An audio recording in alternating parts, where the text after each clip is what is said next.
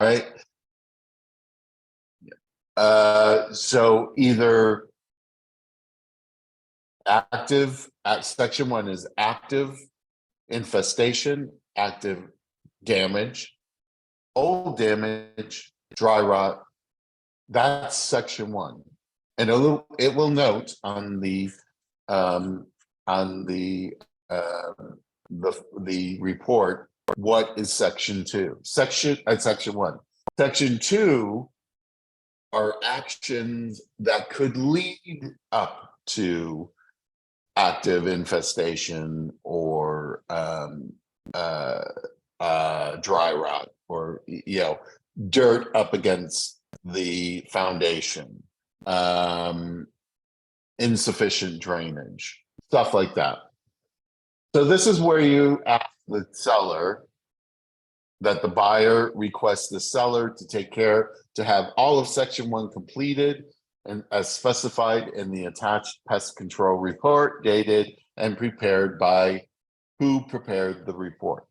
So you have to have a report in order to back up that there's damage. So they have to pay for the report, which is probably now it's over a little over $100, but it's not that expensive compared to other inspections. So and then section 2, those areas where it may lead to termites or dry rot or stuff like that, the buyer can ask the seller to pay for the section 2 work. Most likely, I will tell you, it's very rare that a seller will do that. The seller will usually say, it's your house, take care of it to make sure that it doesn't lead to an infestation. So that's where you deal with the termite report.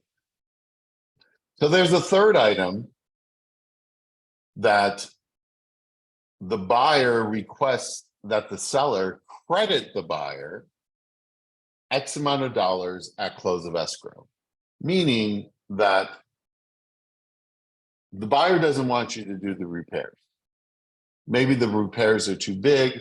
Maybe you're going to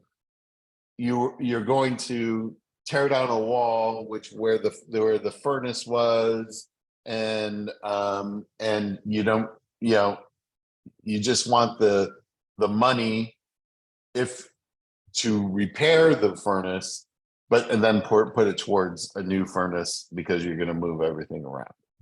So frankly, I would have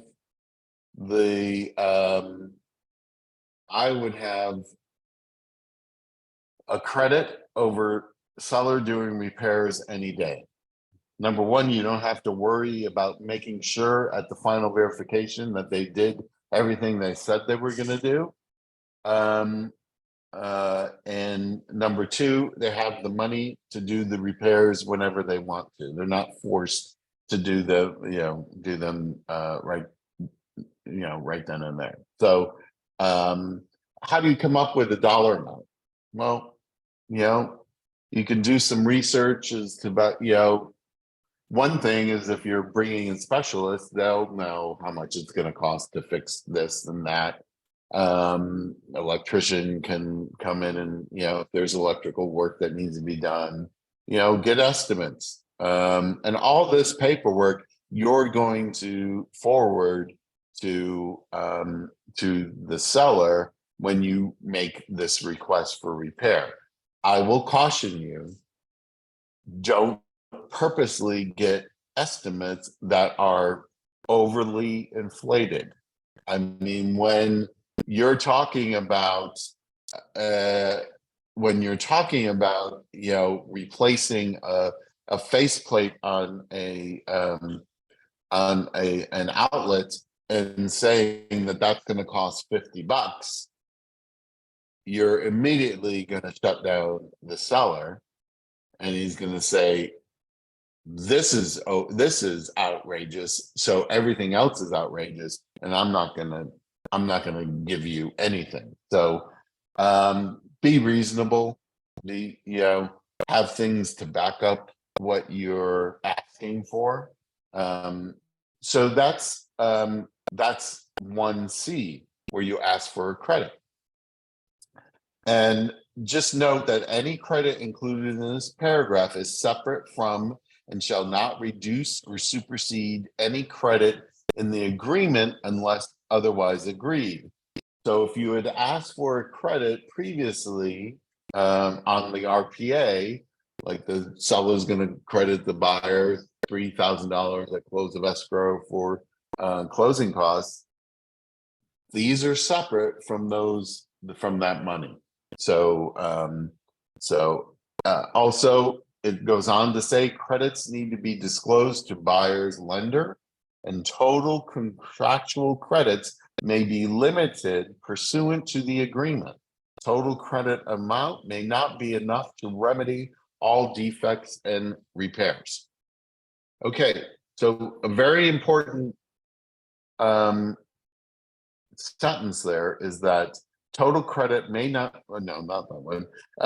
Credits need to be disclosed to buyer's lender, and total contractual credits may be limited pursuant to the agreement. In my RPA classes, I've told you, make sure that you have a good relationship with the lender if you're representing the buyer, because there are limits to what the lender will allow. It usually is, you can figure it to be around 3%, but it's not always. So you have to make sure that that you know what that amount is. And if what you're asking for is more than what they will allow, they will only allow what they allow. So if you're asking for 30,000 and they're only allowing 20,000, then your buyer's only going to get $20,000 credit. And guess where they're going to look for the other 10? At the close of escrow. They're going to look at you for that money. So that's where 1D comes in.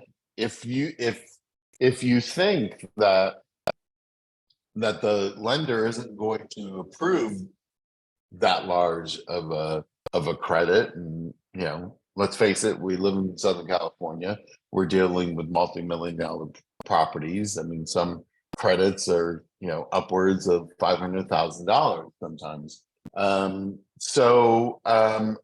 That's where 1D comes in, which is buyer requests the seller modify the price. The revised purchase price shall be, and if they paid $1.5 million and you're asking it to be reduced to 1 million or whatever. So that's where you would put that.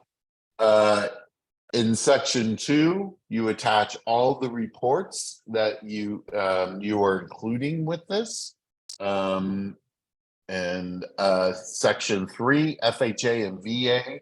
Buyer's FHA or VA lender requires specific actions in the appraisal or other lender documentation, and check it if it's attached. So FHA and VA loans sometimes require the seller to do certain repairs in order for the loan to be approved. So that would be listed as it says in either the appraisal or another lender documentation. And then 3B says buyer requests that seller pay for the following costs or expenses required by the FHA or VA lender. That's in 3B. So that's section 4. If seller agrees to all buyer's requests or some of buyer's requests and buyer accepts seller's partial agreement below, then number 1, buyer removes the investigation of property contingency, except the following. Remember, investigation of property contingency there's other things included in that. That's divided up into physical inspection, and then there's other investigation parts of that contingency. So you can limit it just to, say, the physical inspection. So that's where you would put the except the following and list the other part of that contingency. Or two, buyer removes the contingencies identified in the attached.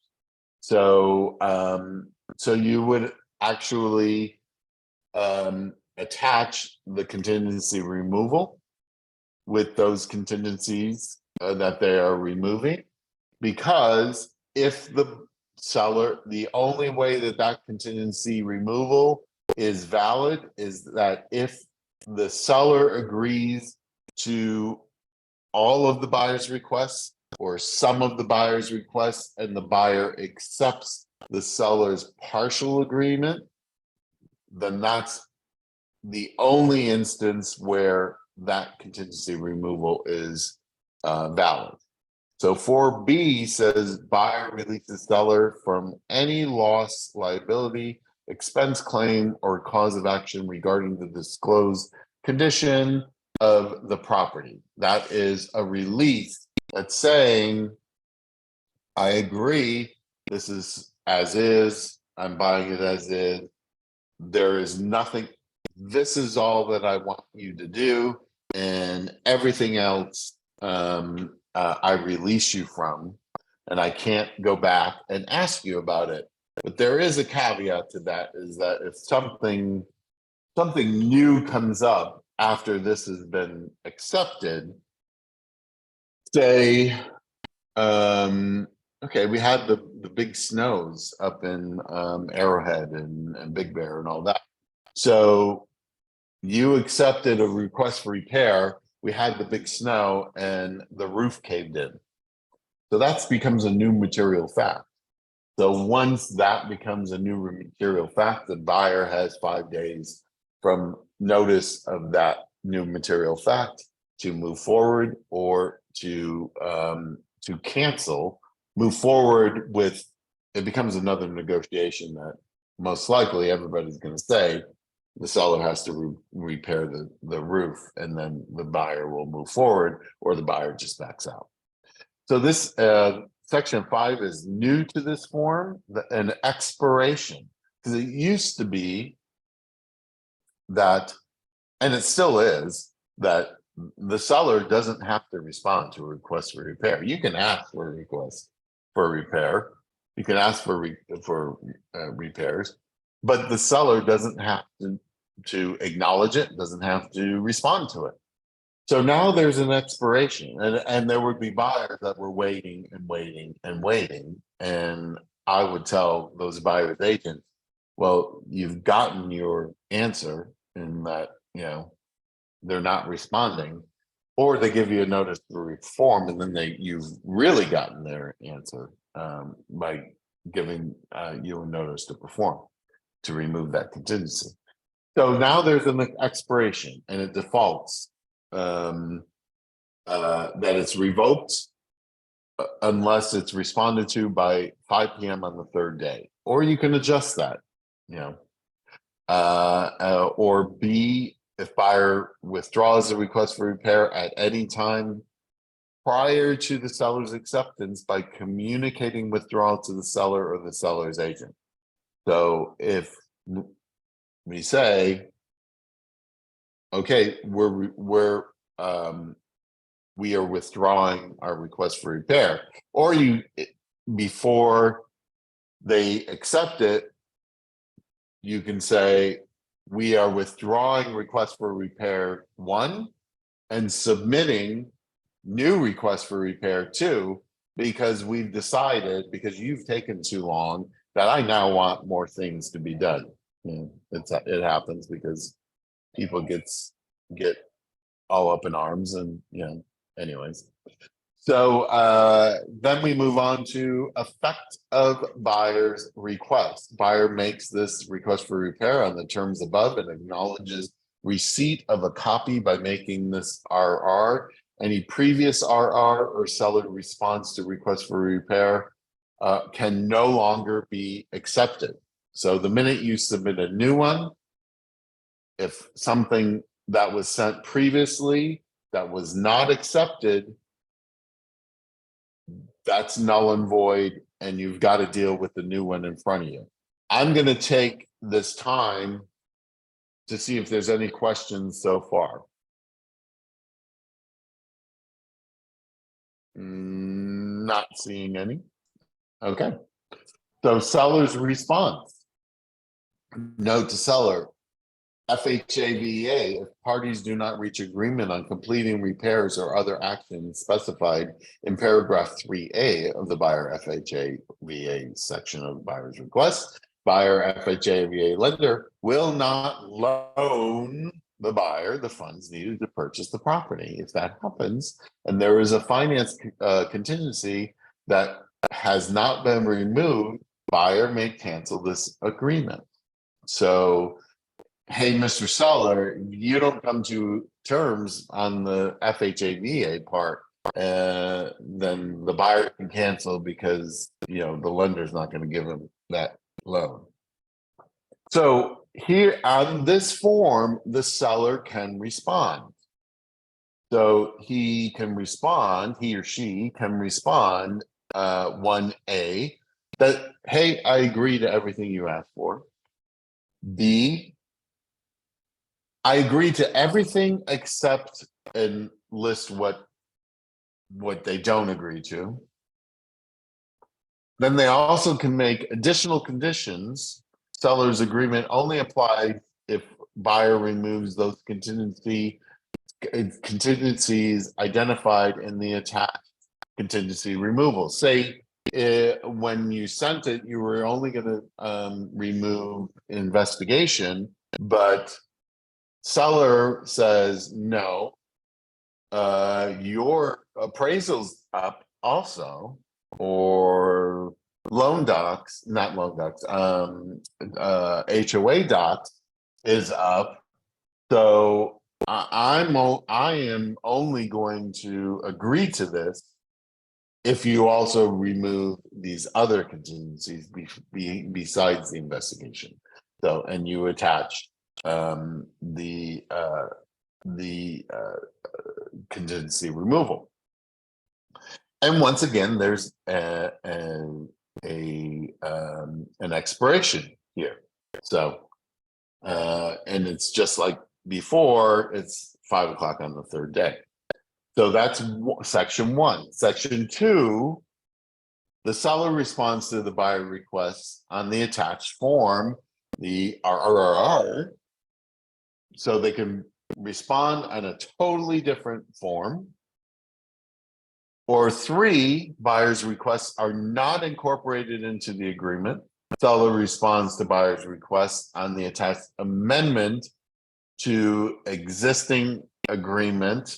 No seller signature is required on this RR. I frankly have never seen that done. So I don't know what seller responds amendment to existing agreement. I mean, they could do an amendment lowering the price to, they can lower the price to something different than what they were. So that, I guess that could be something else. I don't know what else that would be. Or 4, seller does not agree to any of the buyer's requests. Like, so that's the seller's response to this one form. Any questions on this before I move on? Not seeing any. Okay. So then this form can come back after the seller responds, because the seller has, the only time that this would be in effect is if there was a partial or a conditional agreement. So the buyer can then agree to the partial or conditional agreement, or the buyer does not accept that agreement and withdraws request for repair.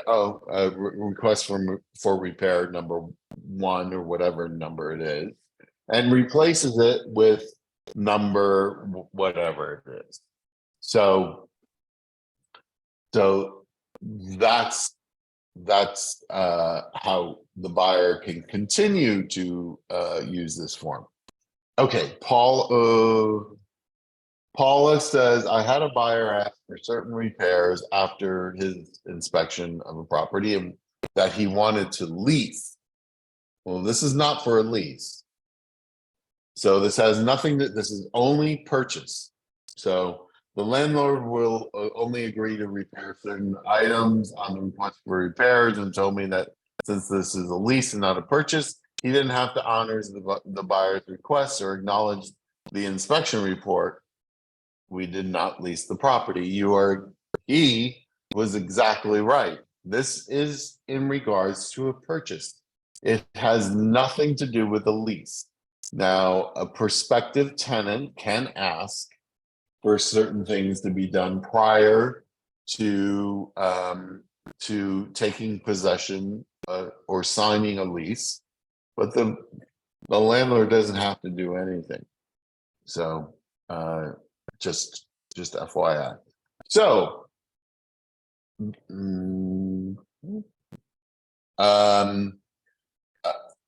so there was a reference to a different form. So let's find that form. It is the seller's response. And okay. So where did it go? It did not. Okay. Oh, wait, here. There we go. If an FHA, Jessica asked if an FHA buyer needs repairs per lender, the seller does not agree to all. Does buyer have to pay for those repairs? Usually on an FHA, sometimes they don't allow the buyer to pay for them. I would check with the lender because either they're not going to allow it or they will and not lend. So check with the lender on that. So here is the seller's response and the buyer reply to the request for repair. So you fill out the top just like before. So the seller doesn't have to respond on the request for repair. They can respond on this form. So so the first thing is that they respond, they agree to all of the buyer's requests, except, and you list what they're not agreeing to. The seller can say, okay, at close of escrow, I'll credit you X amount of dollars, or C, I'll modify the price. So that's how they can respond. And once again, any credit is separate from any previously agreed upon credit, and you need to check with the lender as far as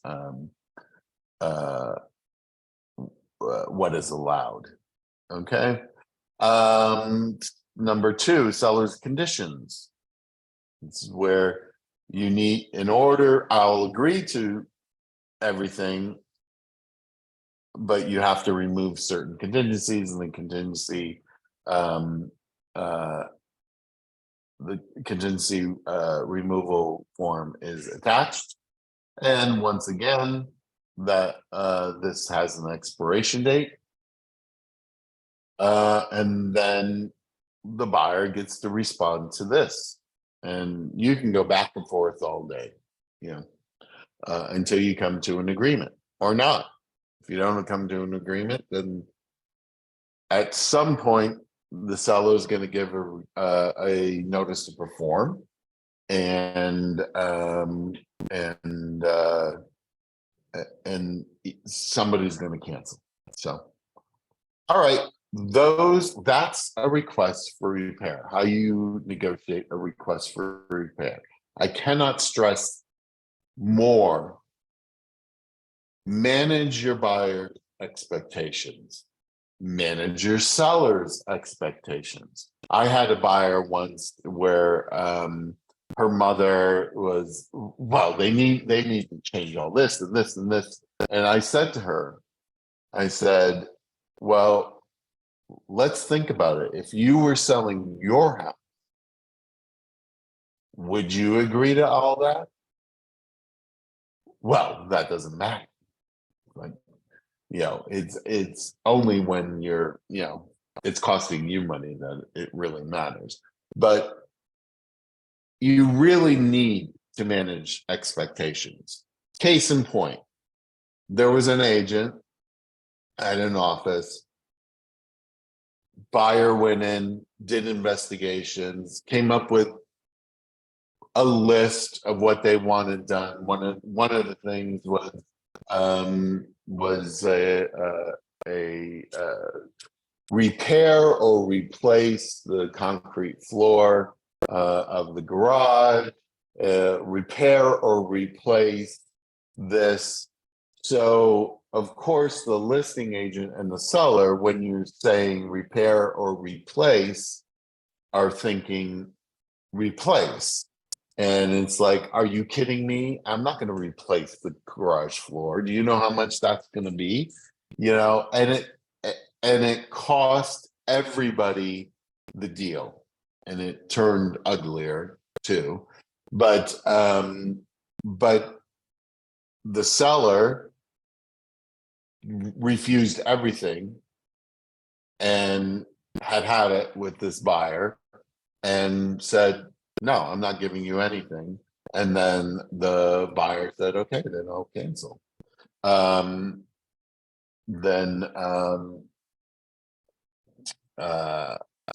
and like I said, if somebody was just a little more reasonable, number one, with what is asking, number two, with what was being if their listing agent had handled the other side a little differently, I think that there could have been an agreement in place. But the listing agents got defensive and attacking, and it turned into a mess. So, Paula, if a buyer is leasing with an option to buy, can the lessee make a request for repair before he exercises his option? Not before he exercises the option, because the landlord is going to say, why am I doing repairs without you committing to purchasing? So not before, but certainly after. Because here's the thing, when you do a lease, you're not doing an inspection. Sounds like you are doing inspections for leases, but that's not necessary for a lease.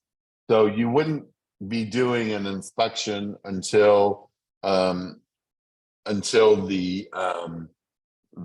option was exercised and you were in escrow, and you had that inspection contingency. All right.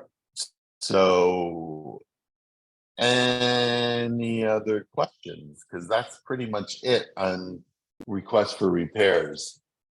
Like I said, be reasonable. All parties need to be reasonable. We have to be, both listing agent and buyer's agent, we have to be the calming force for our clients. We have to, not overreact, not be reactive. Say, okay, they didn't come back with this. Let's look at what, how can we, how can we move forward? But if you really don't want to move forward, Mr. Buyer, then we should cancel and find something out. You don't want to talk somebody into something, but once again, I can't stress, we should be focusing on safety issues when it's a request for repair. This is an as-is sale. They are, it is sold as is. That's it. You're not getting a new house. So be that advisor to your client, to waylay their expectations. All right. So Rich, I'm gonna say two things. One is, I mean, especially in the valley, because a lot of houses are older and things were built to code back in the day. When you have a buyer and they see the report like that, it's not up to code. right, It's right, typical for buyers to freak out and think, well, this has to be up to code, but it was up to code when the person usually bought right. their home, and now it's not.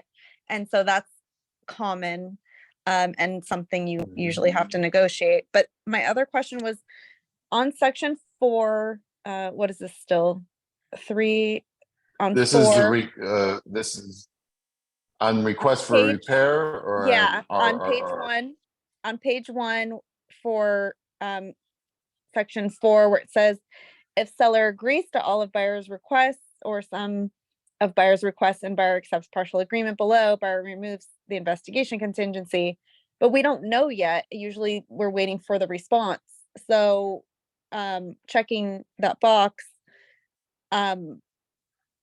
you're as the buyer, if you're on the buyer's side, you're not usually checking that box off, right? yes, you Until are you have, checking that box. but you don't, if you're not You are sending checking the, that box. you're not sending the CR though until you have a response from the seller. Yes, you are. Yes, you are. Because here it states in section 4, if the seller agrees to all of buyer's requests or some of buyer's requests, and the buyer accepts the seller's partial agreement, then the buyer removes this. The buyer has put a condition on the contingency removal. So only if the seller agrees to my request, then I'm removing these contingencies. So If you're you don't basically remove sending it, this ahead of time saying, I'll remove the contingency if you agree. if you agree to it, sure. Okay. Yes. Because I'm like, Yeah. you don't have a response yet, so. Right. Yes. And I will piggyback on what Jessica said about code. If it is an older house, you're going to see GFCI all over the place if they didn't put these if they didn't put these things in, like a GFCI in the bathroom, and the buyer's going to want to ask for them. Well, it was built to code when it was built. It has since been required. Some sellers will do it, some sellers will not. I always say to them, probably you're not going to get it because it was to code when it was built. So yeah. Anything else? Hi, I just have a question. So this could be a repeat question. Same form, RR, page 1 of 2, for A and B. So when we submit this RR, one of them we need to check mark, or we can leave it blank? You don't. Well, if you leave it blank, then A is what's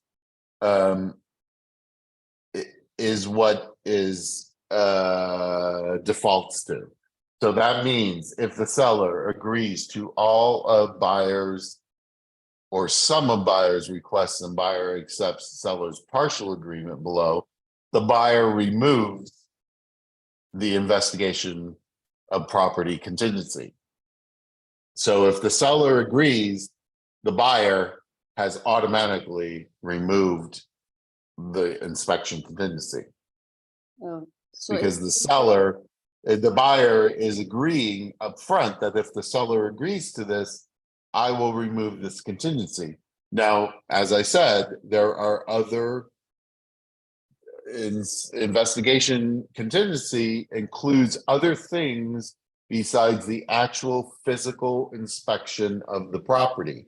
So if you only want to remove the physical inspection of the property, then you would have to check accept and list those other areas in the contingency removal. right, Okay. thank you. Because most of the time I know Okay. the 9A report is not ready at this stage. I mean, The what report? well, 9A reports. I mean, The you have- 9A. Well, Right. that's 9A is separate. 9A is governmental required reports. so I So can you're put not. here accept the following such as 9A reports. You can if you want. Yeah. Okay, thank you so Okay. much. Uh-huh. Anything else? I am not seeing anything else. Let me stop my share. And I'm going to stop the recording.